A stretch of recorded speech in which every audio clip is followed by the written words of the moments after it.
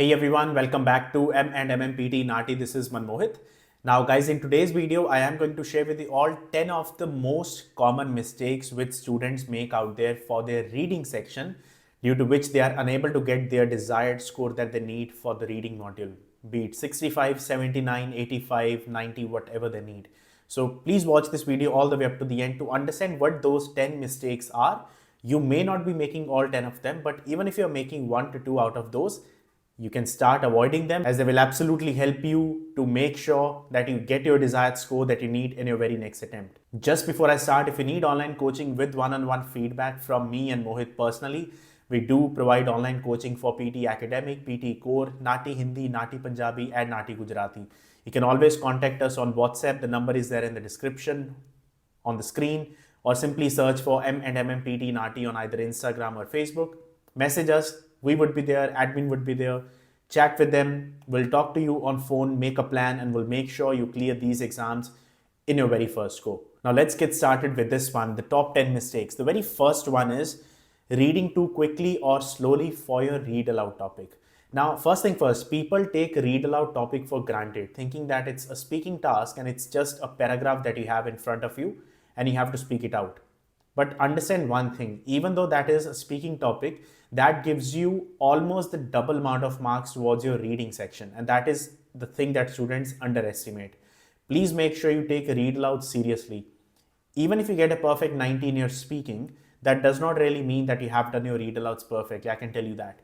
Even if you have a perfect 19 speaking, that means you would have been fluent in your exam. You would have pronounced the words correctly in your exam.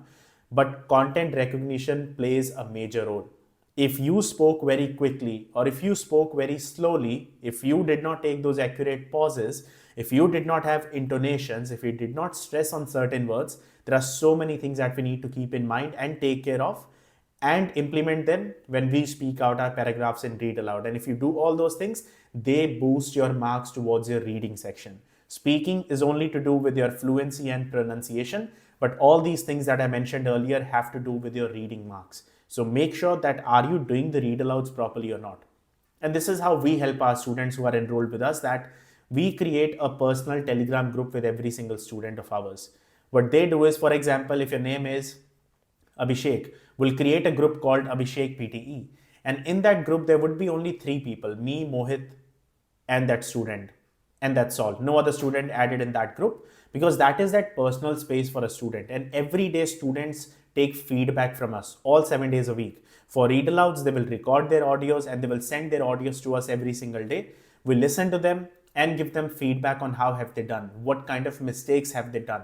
Are they ticking all the boxes? Like, are they missing any key elements that they need to follow to get their extra marks towards the reading section? So that feedback, the guidance is the most important thing, so that you actually get to know why are you lacking in the exam? Why are you not able to get the reading score? So like I said, if you need that help, always you can contact us and we'll be there to support you. So that's the very first thing for your read aloud. Next is time management. One of the most important elements in your reading section. The moment you start with the reading part, unlike speaking and writing module, here the time management plays a major role. They are not going to give you separate time for every topic. They give you an overall amount of time, a combined time with which you have to solve all the questions that you get in your reading section. And this is where students actually struggle, because when they do not manage the time properly, they give a lot of time to some questions or they give a lot less time towards some other questions. They end up mismanaging the time, and due to that, they're unable to complete some questions in some cases. So we have to first understand that how important is a certain topic. Topics, fill in the blanks reading plus writing, multiple choice single, multiple reorder paragraphs. We've got 5 topics in our reading section. We first need to understand the scoring of every single task. Which one is giving us a lot of marks, which one is not giving us any marks or least amount of marks, so that we can plan accordingly. And this is again what we teach in our classes, that how important is a topic, the scoring, and then how long you should be spending on those kind of questions so that you can manage your time effectively. So you're giving ample amount of time to the topics that is needed, and you're giving the least amount of time for the topics which does not matter. So that's the main thing for time management. Next thing, again, not understanding the question types. Like, people just practice and start practicing the questions without even understanding what a topic needs from you. For example, a topic like a reorder paragraph, you need to understand what that topic needs from you. People start worrying about getting all the sentences in the sequence. Yes, but understand we can't give a lot of time to these kind of questions in the exam. This topic, reorder paragraph, give you marks on the basis of your pairs. The more correct pairs you make, the more marks you get. Again, topics like summarize written text, people keep on paraphrasing, getting all the sentences right, typing 50, 60, 70, 75 words, but again, not understanding that what does the task need from you. So just giving you a bit of an example of, it is extremely important for you to understand every single question type in your exam, and you need to know what a computer needs from you for that one. Once you understand the scoring part, the job becomes a lot easy because now you're exactly doing what is needed and not just doing everything that is not needed. And again, practicing unnecessary topics, like the topics which are not giving you any marks, practicing those ones. So those kind of things is what I'm trying to say, that you need to understand every single question type of your reading section to know which topics to give a lot of time and practice towards and which topics to simply neglect. Next one, not practicing collocations. Now, collocations play a major role towards your fill in the blanks reading and also fill in the blanks reading plus writing. People keep on practicing a lot of questions every day, which is a good thing. 25, 50, 100 questions a day. And that's a good thing that you're doing. But if you're not doing it in the right way, if you're just trying to gamble and just randomly select an answer and moving on, you're not really learning anything from it. Collocations, the meaning of collocations is two words that frequently come together, one after the other. Heavy rain, strong wind, academic research, academic papers. These kind of words which come one after the other are what we call collocations. Now, there is a document on Pearson's official website which you can also download, have a print of that. I'll even put the link of that in the description. That is a big document with about 2,500 words, and that covers a lot of the collocations that are out there. Go through that. Now, I'm not asking you to memorize that document. It's just not possible. You can say it's just not a logical thing to do, but it's still a reasonable thing to invest your time in. When you read through those many collocations and you use that document as your resource to practice your fill in the blank questions, you will find so many of the blanks you can solve just by using a certain collocation which you were not aware of. So all I'm trying to say is, when you practice for your fill in the blanks reading or reading plus writing, use this document, keep that document handy and try to find the answers using that. Try to see what sort of blanks can you get right by just using a collocation, and that will help you a lot in both of these types of fill in the blanks. Next one is poor vocabulary. Now see, right now, if your vocabulary is at the low level, that's fine, but we have to learn from it and we have to improve it every single day. This is what humans are. We need to evolve. We can't just stay there and be stagnant. Okay. Vocabulary. The best possible way for you to increase your vocabulary on a daily basis would be, see, whenever you practice a certain question for fill in the blank, if you find any such word in that paragraph which you do not know the meaning of, and I can guarantee you there would be at least 1 to 2 words in every single question. Now, it could be the actual blank or it could be a word which is part of the question. Any one of those, if you find a word which you are unfamiliar with, which you do not know the meaning of, do not just assume it and just move on. You need to learn from it. Search for the meaning of that word on Google, understand the meaning, and I always suggest to have a separate notebook for this task. That buy a separate notebook. Whenever you learn a new vocabulary word which you are unfamiliar with, write that word down in your notebook first alongside the meaning so that you can revise that before your exam. Because there is a high chance, if you have practiced enough number of questions, you may end up getting the same repeated question in your actual exam. And if that happens, if you have actually gone through those many vocabulary words and learned them, even if you made a mistake now, in the actual exam, you will not make the mistake. And the reason I'm asking you to worry about every single word in a paragraph is because, see, sometimes what happens is you get the same question in the exam, but they will change the position of the blanks. So it's not a guarantee that you will always get the same blanks that we have got out there. Sometimes they change them and they give you a certain word and they put that as a blank. So what if they put the word that you were unfamiliar with as a blank? So if you know the meaning of that, you will still be able to find the right answer. But if you did not spend that extra time to learn the vocabulary meaning of that word, unfortunately, you will repeat that same mistake even in the exam. So that is that extra 10 to 15 minutes, 15-20 minutes that you should be devoting every single day when you practice for your blanks, reading plus writing, so that you can learn some new vocabulary words. And that is how you enhance your vocabulary on a daily basis.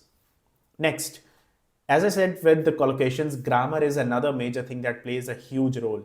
And people just do not care or do not really spend a lot of time on grammar and just try to guess an answer. Now, see, guesswork can only take you so far. If you have a good enough knowledge of the grammar, which again I would be linking a video down in the description, that again will help you to eliminate some obvious wrong answers. Let's say you have got 7 or 8 options to choose from. If you know some of the grammar rules that I've shared in that video, that will help you to eliminate some wrong answers out of 8 options. Now you were trying to find one correct answer out of 8 options, but these grammar rules will help you to eliminate at least 3 to 4 options. And now after eliminating 3 to 4 wrong choices because you can't fit them anywhere, now you need to select one correct answer out of what? 4 options. So obviously when you have got less options to choose from, you have a higher chance of getting the right answer.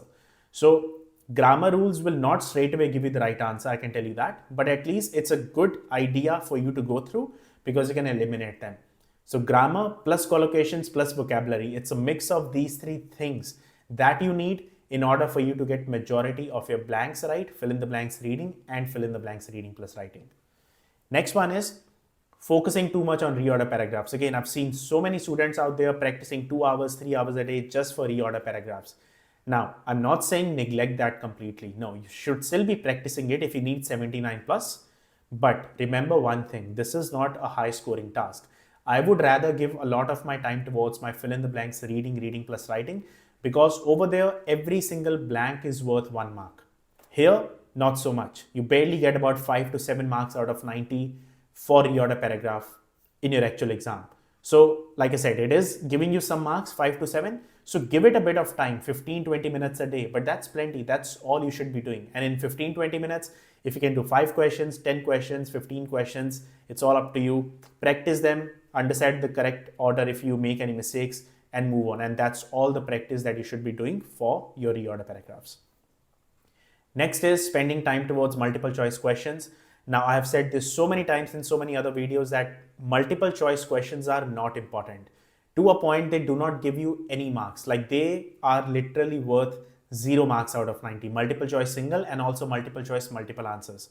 So knowing that these 2 topics are not worth anything, even if you need a perfect 90 in your exam, you should absolutely not be practicing these 2 types of questions, because why would I if I'm not getting any marks out of it? And this is the part that you need to keep in mind and understand and have that strength in the actual exam that it's okay to let few questions go. Now, do not skip them, but just select any one option and move on. If it's single answer, select one option.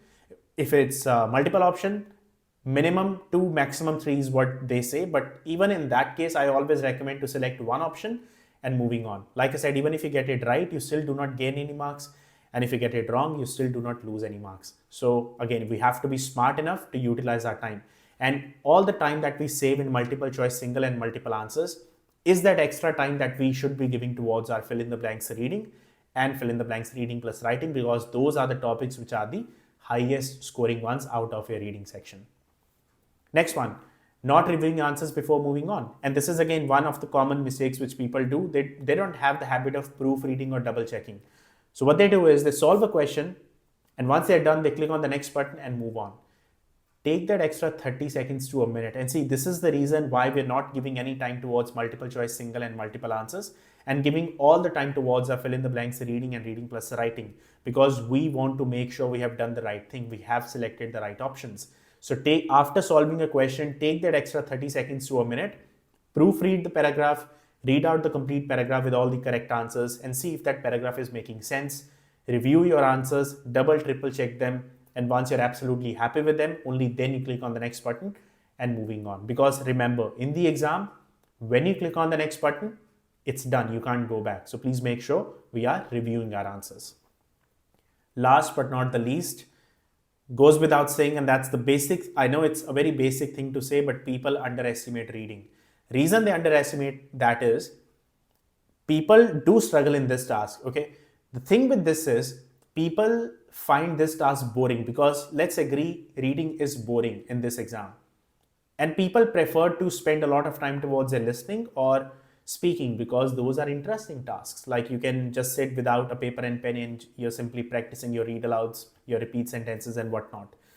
But understand one thing, people easily get marks towards their speaking, but reading is the section that they're struggling with.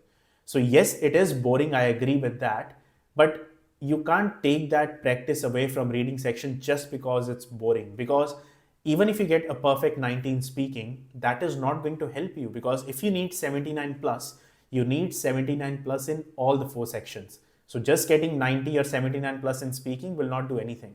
So please make sure we are giving enough practice towards our reading section, and not just enough. We are giving it equal amount of practice, and sometimes even more number of questions we should be practicing for the topics that give us marks towards our reading section. Because if we are struggling in reading, we need to give a lot of time towards our reading. So see, this is a very logical thing to do. Like whichever section you struggle with the most, you still practice the other sections, but you give a lot more time towards the module which you're struggling with. So why not reading? If you're struggling to get your desired score in reading, you need to invest that extra time towards the reading section, is what I'm trying to say. So guys, this is what I wanted to share in this video, all these 10 mistakes that many people make out there. So see, even if you were making 1 to 2 mistakes out of these, then it's still a win that you've got those extra things that you can start implementing from today itself. And that will help you to increase your marks towards your reading section, which you were not getting up until now. Like I said, if you need online coaching, one-on-one feedback, always contact us, WhatsApp, Instagram, Facebook, wherever. Chat to us, talk to us on phone, we'll make a plan and we'll get these exams done in your very first go. Guys, all the best. If you have quarter exams coming soon, I wish you all the luck. Stay safe wherever you are, and I will see you all in the very next video.